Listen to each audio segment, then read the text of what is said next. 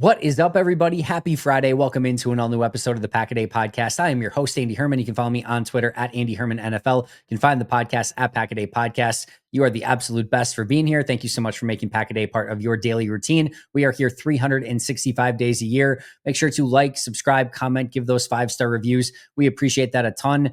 Today, we're going to be going over two main topics. No T. Higgins again today. I'm very, very sorry. We're going to get to that soon enough. But today's topic, a lot of coaching news from Thursday. Anthony Campanelli's out. Sean Mannion's promoted. DeMarcus Covington's in. Sean Dugan is likely promoted. We've got a ton to discuss there. That's going to be our main topic. Also want to take some time to go over the fifth-year options for both Devonte Wyatt and Quay Walker. Some interesting conversations there. So we're going to get to all of that today. Before we get there, Chris Huven, Christian Pagan, thank you so much for becoming Pack a Day Podcast YouTube members. Appreciate you guys a ton. If you haven't checked those out yet, make sure to do so. And if you are on YouTube, just really easily click that subscribe button. Same thing if you are on Apple Podcasts, if you're on Spotify, wherever you are, just easily click that subscribe button. It helps us a ton. It's the easiest thing to do, and it really does help the channel quite a bit. So if you could do that, I'd be ever in your debt. As I mentioned, though, our topics today going to be the fifth-year options a little bit later, but we're going to start with the main topic, the main event right away, and that is the variety of coaching news that we received on Thursday. As I mentioned, Anthony Campanelli, linebackers coach, is out. Sean Mannion promoted. DeMarcus Covington, new defensive line coach, and Sean Dugan is the leading candidate to replace Anthony Campanelli as linebackers coach. Let's start at that linebackers coach because I actually think this is arguably the most important one that happened through the course of the day.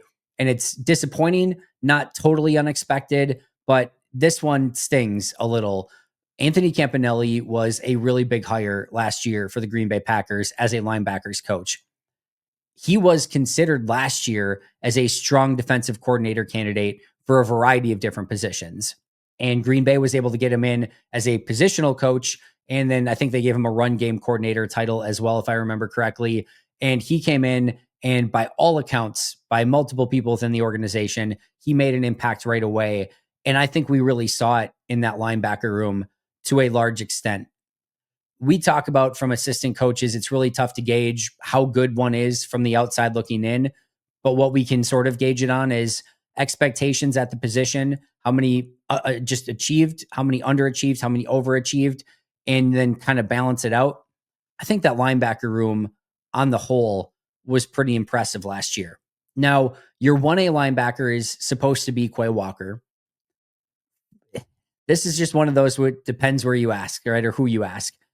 Xavier McKinney just the other day went on to say that Quay Walker is unbelievable, basically, and that he's going to be the best linebacker in the league, and waxed poetic for a while about how impressed he is with Quay Walker.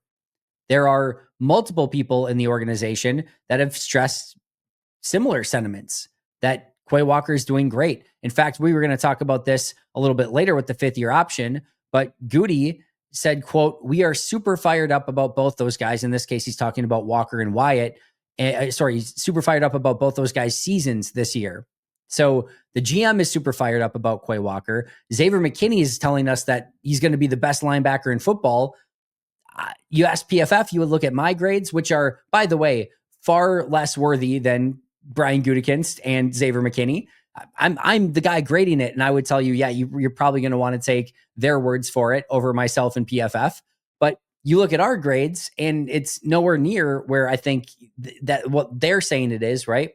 And it's sort of in the eye of the beholder, I guess, to some extent. I think most fans would tell you that they are not an overall fan of the Quay Walker experience through 3 years, and there's just a disconnect there. And sometimes that's just the world that we have to live in. It's been there with Josh Myers. It's been there with a variety of different players in the past where the organization and those within the organization have a higher view or sometimes a lower view of a player than we do. Sometimes there's a player and sometimes both can be right or wrong. There's sometimes a player like an Aaron Jones in his rookie season where we're all just going like, how is this guy not on the field at all? Like, how is his first touch in overtime? And he takes it to the house for a house call for a game winner, a walk-off. Like, we all saw that, yet Green Bay would not seemingly put him on the field. And that's one where it's like, yeah, we got that one right. There's other times where fans have wanted to go on about how great Jeff Janis is, or there's a variety of others, and the organization's like, no. And then it ends up being that, I guess the organization was right. And sometimes they go on about, again, whether it's a Josh Myers, a Quay Walker, and I guess that story will still be told. And in other situations, they were on about Kevin King for a while too, and that did not work out great. So it works kind of in both directions. But right now, a lot of people very pleased in the organization with Quay Walker. I would say this about Campanelli's work with Quay Walker. For the first time, for about a 3-4 game stretch this year from Quay Walker, I thought we saw a legitimate improvement. I thought we saw the real true upside of Quay Walker, not a play here or there, like a legitimate I'm going to say 3-game stretch where I was focused in on it and said, if it's that, you have a potential star there at linebacker, or at least a really good starter. Now, I didn't see it outside of those 3 games. And I think when we saw it in those 3 games, we were all sort of collectively like, where's that been? Like, that looks great. Just keep doing that. And then he got injured, and then the rest of the season was pretty nondescript after that. But I think for the first time, Anthony Campanelli really started to unlock that version of Quay Walker. And I would argue that, pretty wholeheartedly. On the season, how you want to evaluate that as a whole, I'll let you sort of discern that. Up and down, inconsistent, sort of the Quay Walker experience is how I would kind of define it through 3 years so far. But I did think for the first time we saw it unlocked and it looked great. And now the question is can that continue? But I thought there was progress with Quay Walker from Anthony Campanelli's standpoint. Edgerrin Cooper, I saw somebody on social media post of like, yeah, I'm happy that Anthony Campanelli's gone, or it's not going to matter. I mean, he wouldn't even put Edgerrin Cooper on the field early in the season. It's like, whoa. Edgerrin Cooper was not ready for a full workload early in the season.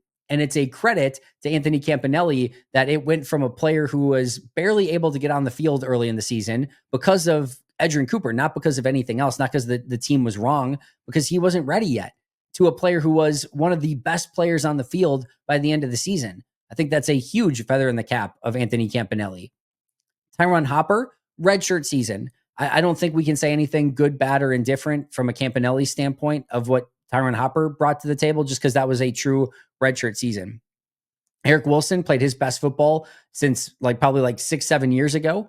I thought what he gave to the team was pretty impressive as somebody that was like the 5th linebacker, but was put into multiple roles within this defense and multiple spot starts and responded well to it. And I thought Isaiah McDuffie had the best season of his career as well. So we saw this linebacker group, in my opinion, as a whole, I would say overachieve to some extent, or at least show signs of real growth. And Edgerrin Cooper, a legitimate, huge sign of growth from the beginning of the season to the end of the season. And I think the really hard part here with Campanelli is it's so difficult to see him take Edgerrin Cooper and help him get to that point and now have to exit as Cooper goes into year 2. That's the part that really stings here, because it was just feeling like, and again, I don't know how much credit we want to give Campanelli and everything like that, but Cooper certainly deserves credit. I'm sure Jeff Hafley deserves some credit, but Campanelli's the one that's in charge of that linebacker group, and he oversaw a unbelievable increase from game 1 to wild card round for Cooper, and I don't want to take that away from Cooper. So that part of it definitely really stings. Again, he brought great energy to the team. You always knew where he was on the practice field. And again, you hate losing him for the younger linebackers. This is a linebacking core that's likely going to be Quay, Hopper, and Cooper. Still 3 players that are super young, super talented. Those are your 3 primary linebackers. There's your only 3 linebackers that are under contract right now on the team. You would have loved for Campanelli to be back, but instead he will go to Jacksonville, be their defensive coordinator, and that leaves that linebacker coach position open. And that's where Sean Dugan comes in. Here's the Dugan story. 2015, Boston College grad assistant. 2016 and 17, Hawaii's linebackers coach. 2018, went to UMass, became the linebackers coach there.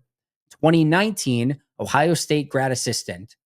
Who was in Ohio State in 2019 as a co-defensive coordinator? Oh yeah, Jeff Hafley. And then Jeff Hafley goes to Boston College, right? Head coach over there. Who does he bring with him? Sean Dugan. 2020 to 2022 was Boston College's linebackers coach there. Then in 2023, he became co-defensive coordinator and linebackers coach.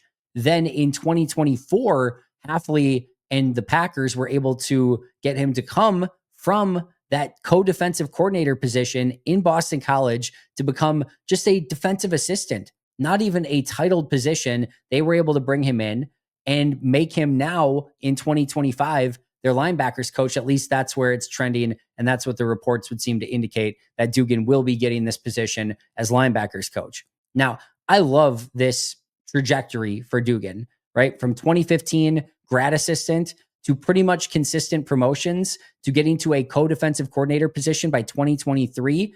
And the huge thing here is from 2019 to 2020, well, till now, I guess, he's been with Jeff Hafley this entire time. He knows the system. He knows what Hafley wants. He's coached linebackers underneath him. That part of it is going to be, I think, huge, and knowing exactly how to coach this system to the linebackers. And I think that's going to be a really important aspect of him going into that role. And of course, he was working with these linebackers as well as an assistant. And, he's going to have that familiarity with Hopper, with Walker, and with Cooper. So I think that is a smart move for Green Bay. I like this hire. I know sometimes, right, you want that new flashy play, like I saw somebody immediately post like Jared Mayo. Could Jared Mayo come in and be the linebackers coach? Well, yeah, that would be unbelievable. He was just the head coach. I don't think Jared Mayo is going to go from head coach to immediately take a linebackers coach job. Just do not see that happening. And I know everyone wants something like that, but guess what? All of these coaches, in order to get to, these big time defensive coordinators or head coaching jobs, they have to go through this progression. And I think Dugan's shown consistent progression throughout the course of his career. Again, is familiar with the scheme, the defense with Hafley. I have no issue with this hire whatsoever. I think it's really, really smart. And by the way, he's currently coaching the linebackers at the Shrine Bowl as well. So he was thought well enough to go and do that at the Shrine Bowl.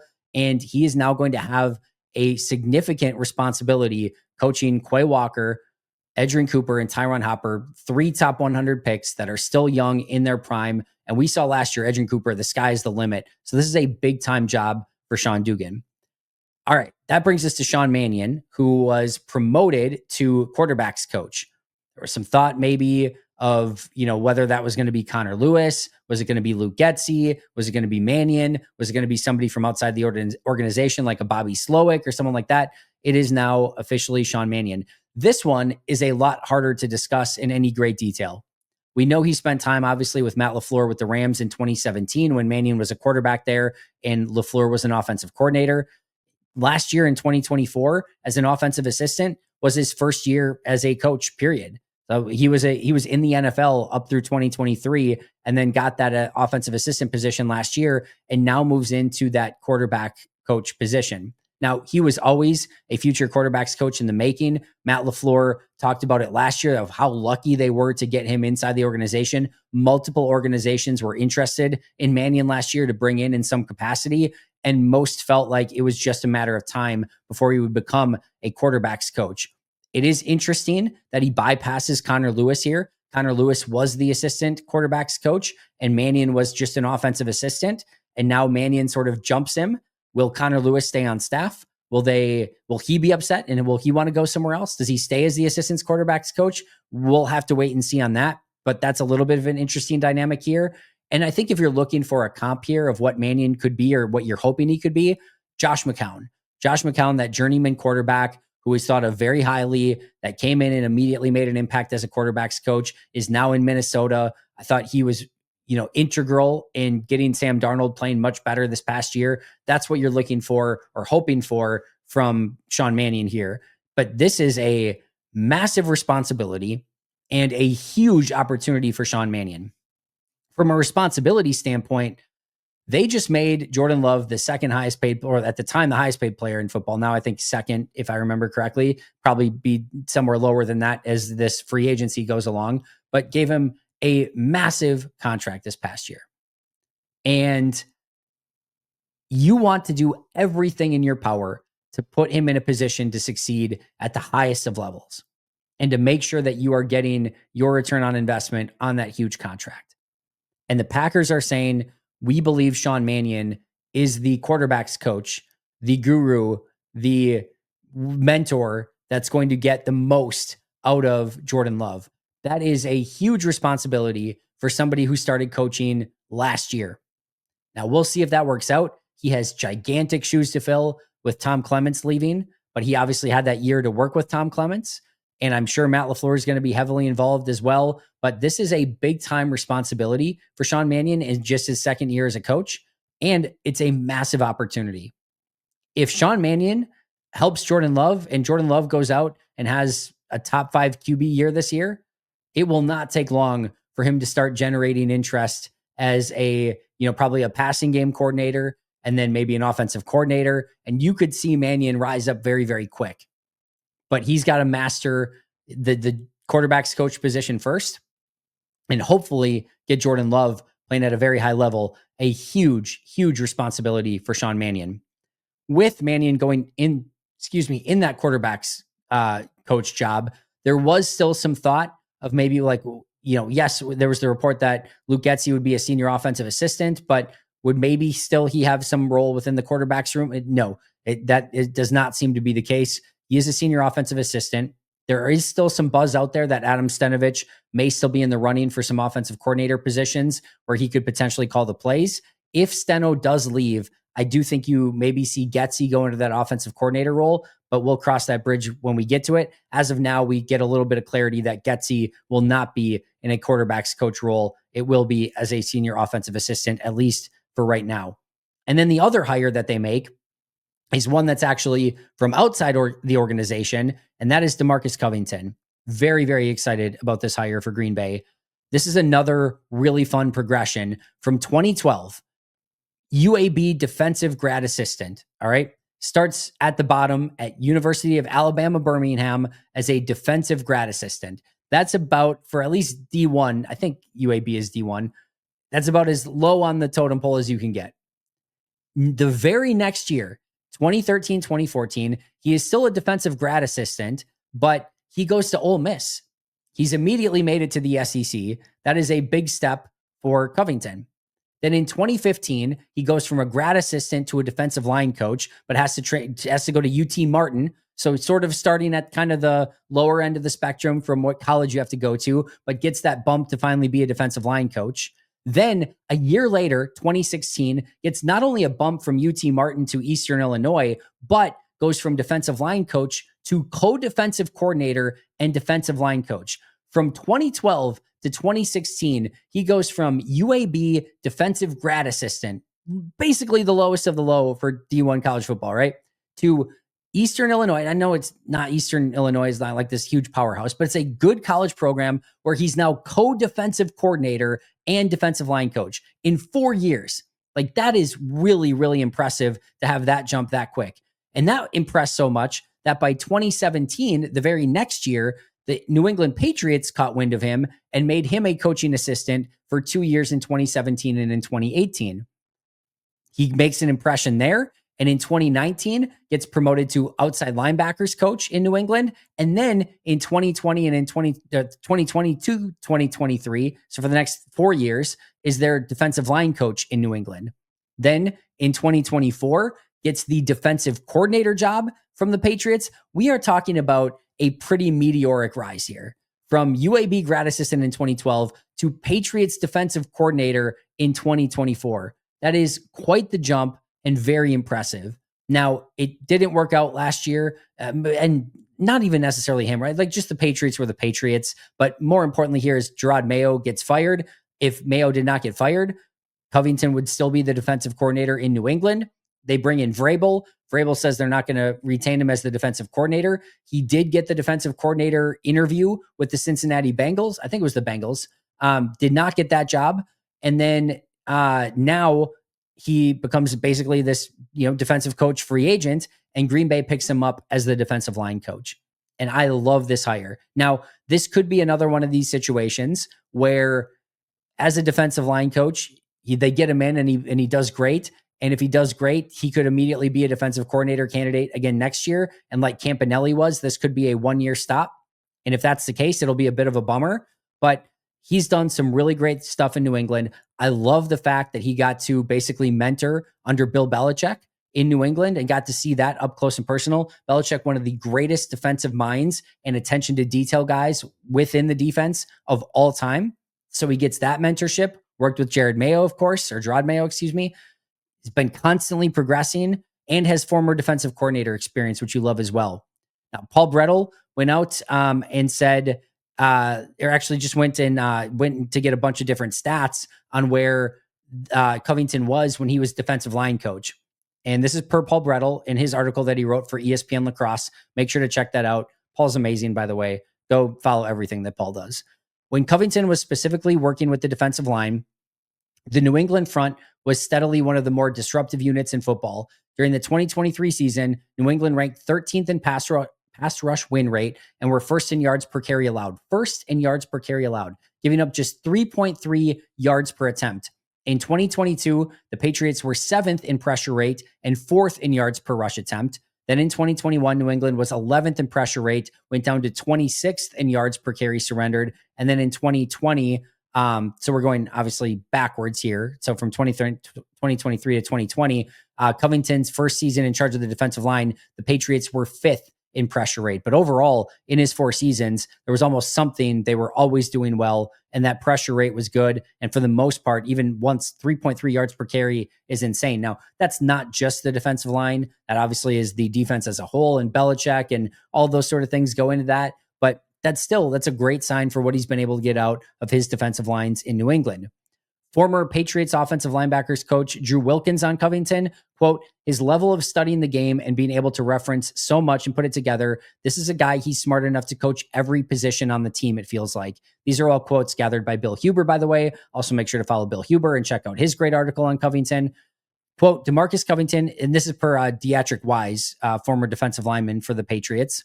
DeMarcus Covington is a very intelligent coach, being able to read offenses, and he's always been able to break down other teams to be prepared for them. He's a very intelligent coach, very passionate coach, loves to give speeches to the team and get everyone fired up. He brings the best out of guys when he speaks, very passionate, not very loud, but when he does speak, his voice is heard.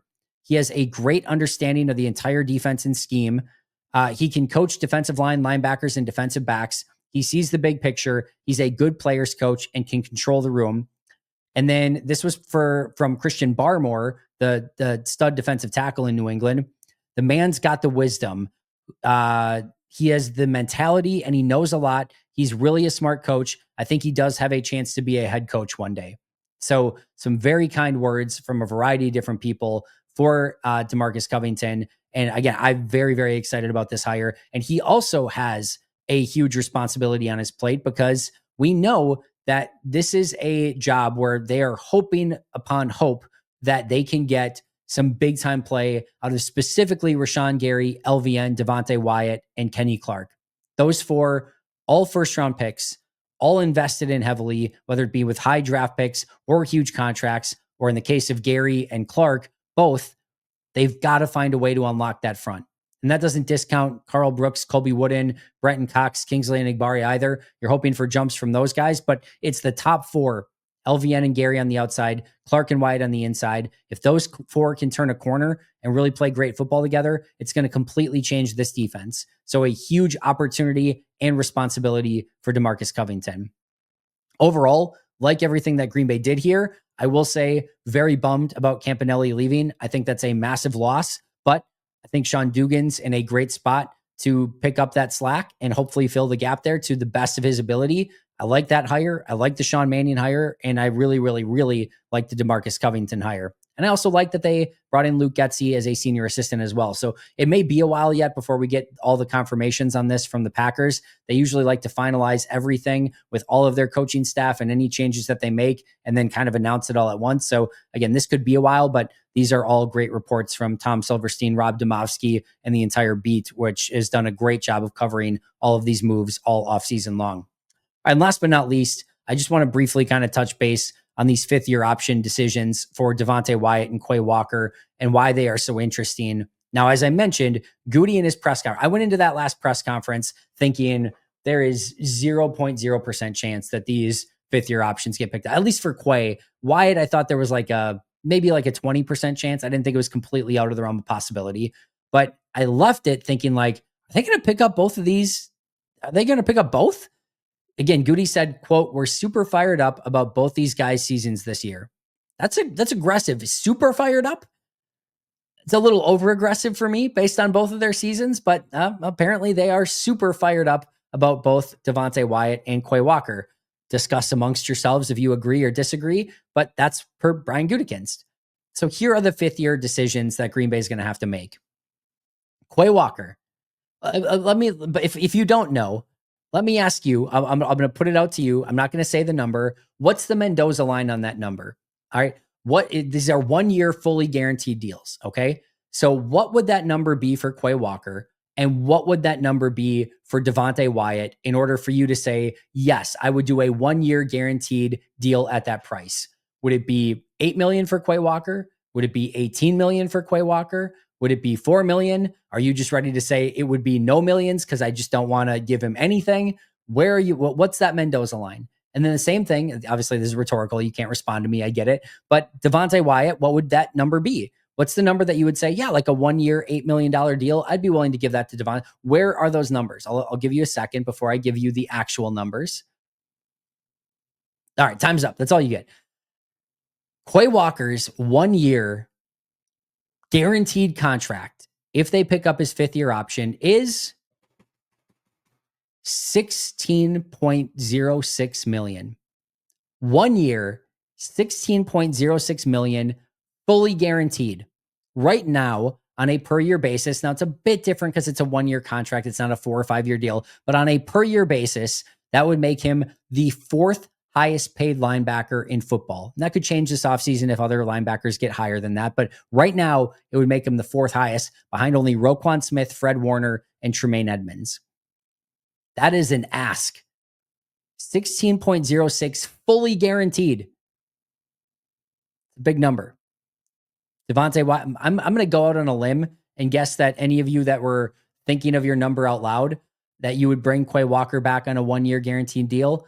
I would be willing to bet you that not a single one of you had anything over 16 million. I would be willing to bet that that is the case.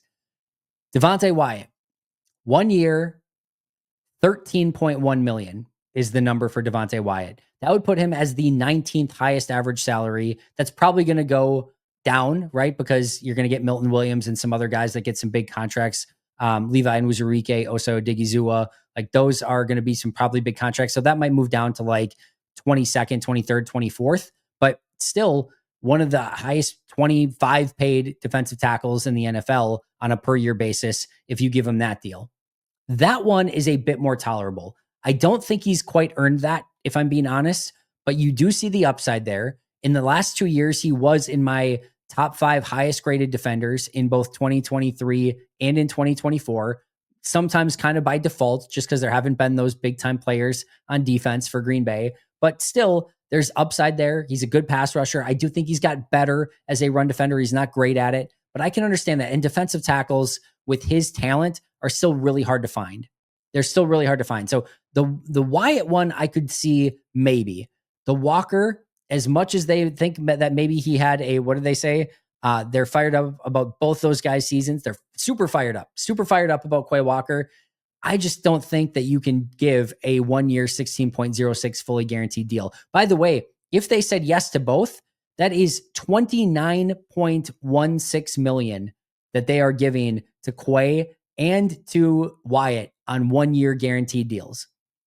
That is a lot of potatoes. And I just don't think you can do that. So what are the other decisions that they would have with Quay Walker and Devonte Wyatt?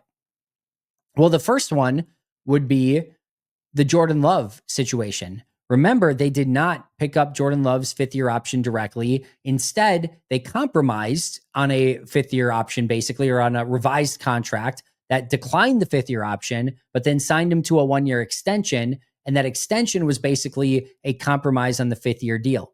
And what it was is it got that number down for Green Bay and gave him less guaranteed money, but baked in incentives to potentially get him even more money if he hit those incentives. So Love had the ability to get some guaranteed, but also even earn more money if he went out and played well.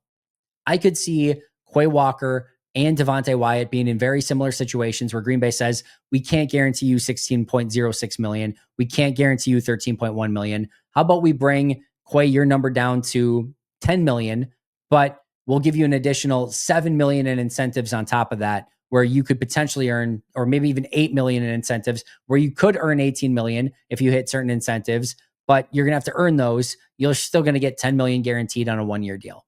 That's a bit more palatable. That might still be far too aggressive for me, but if they are super fired up about Quay Walker, I could see maybe something like that making sense. If I'm his agent, I'm saying yes, we'll take that. With Devonte, again, maybe you're saying we'll give you 10 million guaranteed on a 1-year deal. And then instead of that extra 3.1 mil guaranteed, we're going to give you 5 million incentives if you hit certain sack numbers, pressure numbers, whatever it might be, Pro Bowl, All Pro, anything that you want to bake in there. But you can earn an extra 5 million. So you could actually earn 15 million instead of 13.1, and you still get 10 million guaranteed. That would be a good compromise, I think, for both sides. So I think something like that gets done for both Walker and for Wyatt, but I do not think you can just accept these flat out. I think it's too aggressive, and they had to sort of learn their lesson the hard way with Darnell Savage's, who they picked up and immediately regretted it and just couldn't get off his deal because if you cut him, you pay the full guaranteed amount anyway. There's no advantage to cutting him. And you can't trade him because then the trading team takes on that full contract, which is great for you, but nobody's doing it if you don't like that player or if the contract isn't worth it.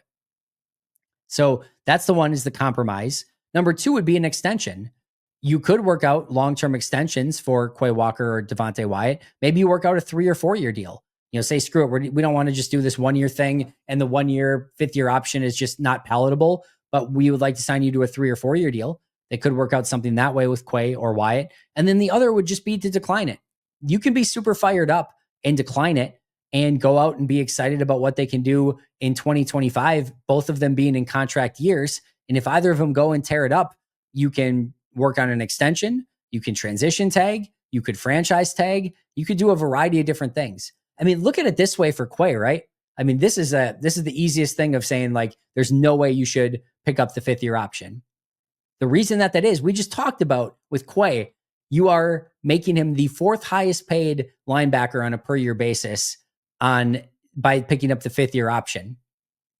If you don't pick it up and he tears it up and you franchise tag him, you pay him less. I think the franchise is the average of the top 5, I want to say, contracts at that position.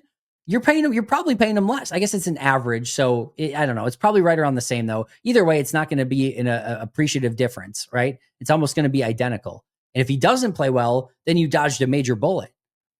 So I don't think there's any way you can actually do it with Quay. If he goes and tears it up, franchise tag him if you need to, or work on that extension. And same thing with Wyatt. Wyatt's a little bit different where you can't really franchise tag him because those upper echelon defensive tackle contracts are massive. But I still think then you work on getting that contract extension if he starts to play well this upcoming season. But I just don't think you can take those 5th year options and say, we're going to eat 30 million in cap space on a 1 year deal for both of them in totality. That's too far of a bridge to cross for me. I think they either work out a compromise, decline them, or work on long-term extensions for both players. I will say though, I think both of them will be back in 2026 in some capacity. That's just a gut feel, no reporting, no nothing. I have a feeling both of them will be back somehow in 2026. That's going to do it for me today. Thank you so much for joining me. Appreciate you guys a ton. Maybe tomorrow will be T. Higgins. We'll see. That's the plan, but plans can change. Shout out to our All-Pro and Hall of Fame members, Most Hated Minnesota, and PJ Wynn, John Wild, Brandon Paletta, Jennifer Wright, Boom Handle, Lori Lord, Baby QB, David McCluskey, Donald Decker, Alex Wong, Arnaldo Espinoza, Peter Ritaka, Jay Zimmerman, B. Brown, Puerto Rican Packer, Dan Gessford, Step Keith, Dylan Pat Scott, Bobby Santoro, SoCal Pack, Chris Rager, Izzy Roberts, and Ian Ewing. I will see you guys tomorrow, but until next time, and as always, go Pack, go.